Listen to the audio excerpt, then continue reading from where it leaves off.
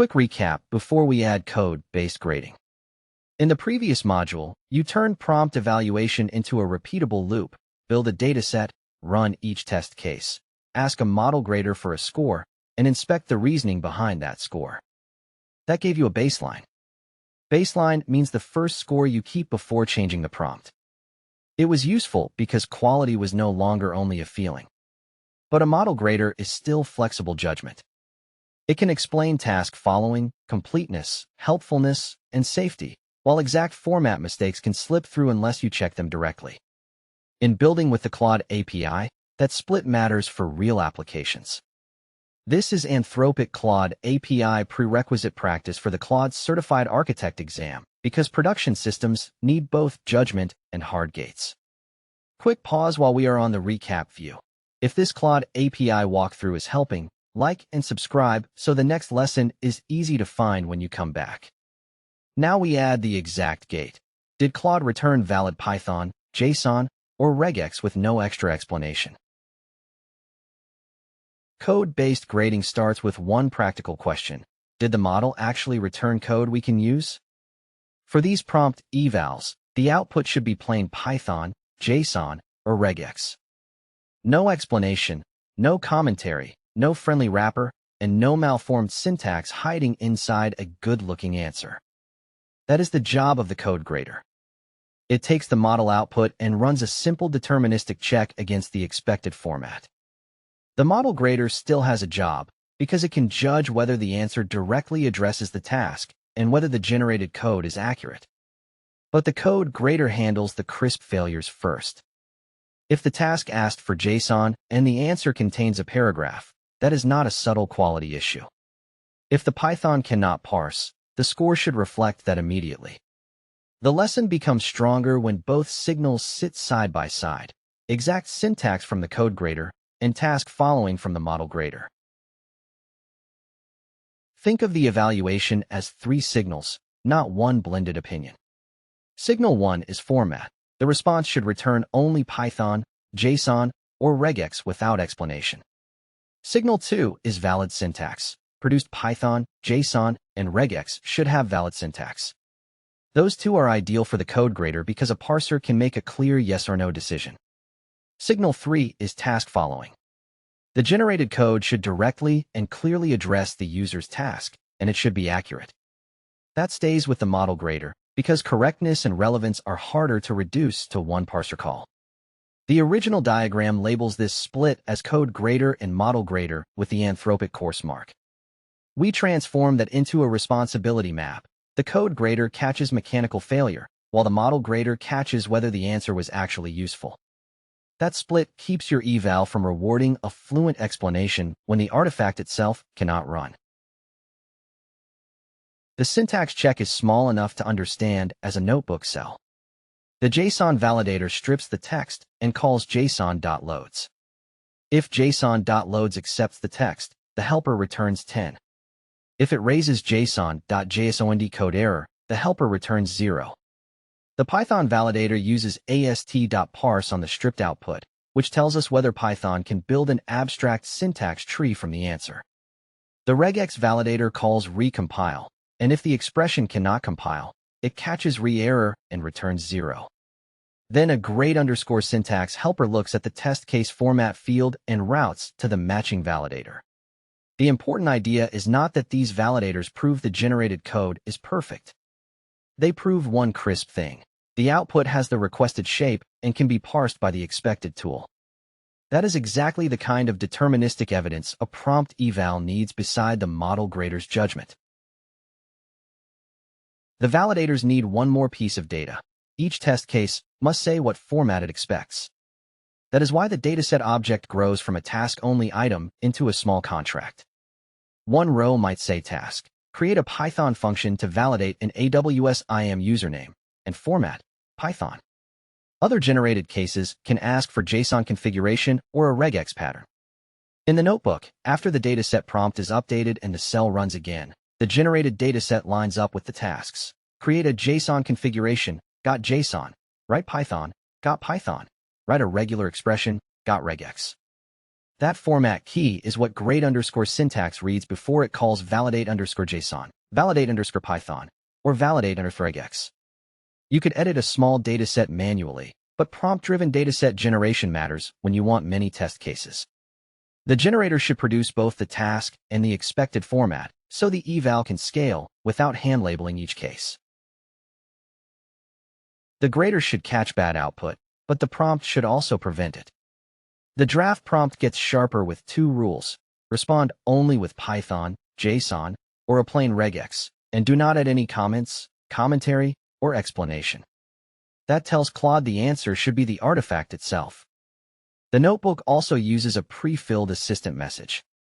Instead of choosing a specific language tag like Python or JSON, it starts the assistant with 3 backticks and the word code. That little cue says, continue with code content, even though this individual test case might expect Python, JSON, or regex. The stop sequence closes the code fence so the notebook can collect the raw output. This is not a replacement for validation. It is a front-end contract. Make the desired output shape clear, then let the code grader verify whether the answer actually obeyed it. Regex make the output plain. Regex merge that syntax score with the grader later. Once both graders exist, the runner can combine their scores. The simple version is an average. Model underscore score comes from grade underscore model, syntax underscore score comes from grade underscore syntax, and score is model underscore score plus syntax underscore score divided by 2. This gives equal weight to flexible quality and technical correctness. You could change the weights later, but the first implementation is intentionally easy to inspect. After you run the eval, the score itself is not automatically good or bad. It is a baseline, a concrete value you can compare against after changing the prompt, the dataset, or the grading rules. In the notebook evidence, one combined score appears as 8.166, shown on screen as 8.166. What matters is not the mystique of that number. What matters is that a later run can beat it for reasons you can inspect: stronger code syntax, better task following, clearer reasoning, fewer weaknesses, and a higher score.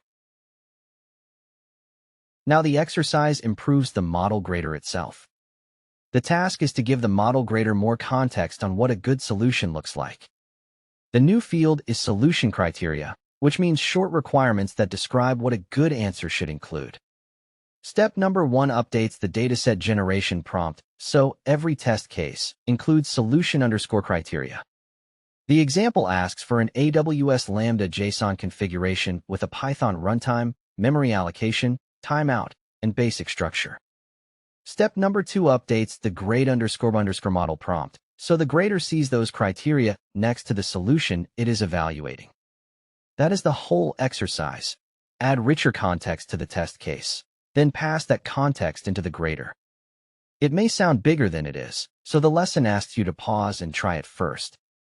If you continue, the solution is still just those 2 edits, followed by rerunning the dataset and inspecting whether the grader's reasoning becomes more useful. The first notebook edit happens inside generate underscore dataset. Find the large prompt that asks for test cases. The old example output already had a task and a format. Now add solution underscore criteria with a description such as key criteria for evaluating the solution. That string tells the model what the new key should contain. After rerunning the cell and regenerating the dataset, open the dataset.json file and inspect the test case. You should still see the task and the format, but now you should also see solution underscore criteria. The exact wording will vary because Claude is generating the dataset, but the field should describe what a good answer needs. For the AWS Lambda example, the criteria mention runtime, memory size, timeout, and the basic structure for the configuration. This is the key transformation. Each test case now carries not only what to do and what format to return, but how the grader should recognize a good solution. The second edit is in grade underscore model. Find the prompt that already includes the original task and the solution to evaluate. Right after the solution block, add a new criteria block, criteria you should use to evaluate the solution. Inside that block, interpolate test underscore case solution underscore criteria.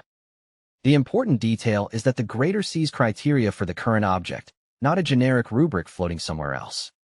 The prompt still asks for a structured JSON object with strengths, weaknesses, reasoning, and score. The difference is that the reasoning can now refer to the actual expectations for this test case. The notebook uses tags around task, solution, and criteria because those boundaries make the prompt easier to follow. The lesson hints that this boundary habit will matter in prompt engineering. For now, the practical effect is simple. The model grader judges the output against a target that came from the same generated test case. After the prompt edits, run the eval again. The notebook executes the pipeline, returns an updated score, and then prints JSON dumps results with an indent of 2 so you can inspect the object. The response now has the actual produced output, the test underscore case with task and solution criteria, the score, and the reasoning from the model grader. In the exercise example, one score is 9. The exact number is less important than the shape of the explanation. Because the grader sees solution criteria, its reasoning can be more specific about why the output did or did not satisfy the expected requirements. That is the payoff of the exercise. You did not make the grader smarter by asking it to be generally better. You gave it the concrete target for the current test case. This is the habit to keep. Put the evidence the grader needs inside the prompt. Then inspect the return score and reasoning instead of trusting the number alone. The download section is not just housekeeping. The notebook artifacts are how this eval workflow stays reproducible. The code grading lesson points to 001_prompt_evals_fns.ipimp, which carries the helper functions and the syntax grading path. The exercise points to 001_prompt_evals_complete.ipimp, which includes the solution criteria changes. Inside the working folder, dataset.json holds the generated cases with task, format, and solution_criteria. The notebook also contains grade_b_model, grade_syntax, run_prompt, and run_eval. When you revisit the module, use the files as a map of responsibilities. Dataset.json describes what to test. Run_prompt creates the candidate answer. Grade_syntax checks whether the artifact parses. Grade_model judges task quality against criteria, and run_eval combines the row into a result. That is much more useful than treating downloads as a final slide label. It is the project handoff for the whole prompt evaluation loop. Here is the section takeaway. Code-based grading handles the crisp checks, format, valid syntax, parser success, and a syntax score. The model grader handles the flexible checks, task following, strengths, weaknesses, reasoning, and a score that reflects quality. The exercise connects those two worlds by adding solution criteria, so the grader can evaluate against a concrete target instead of a vague idea of good. Together, the workflow becomes more engineering-like. You can change the prompt, rerun the same dataset, compare the baseline, inspect the reasoning, and see whether the output is both useful and technically valid. That is the API fluency this course is building, not just calling Claude, but building feedback loops around Claude-powered features. Up next, we move into prompt engineering to being specific. The key habit carries forward. When you want better outputs, define the boundaries, fields, and success criteria clearly enough that both Claude and your eval can see what good means.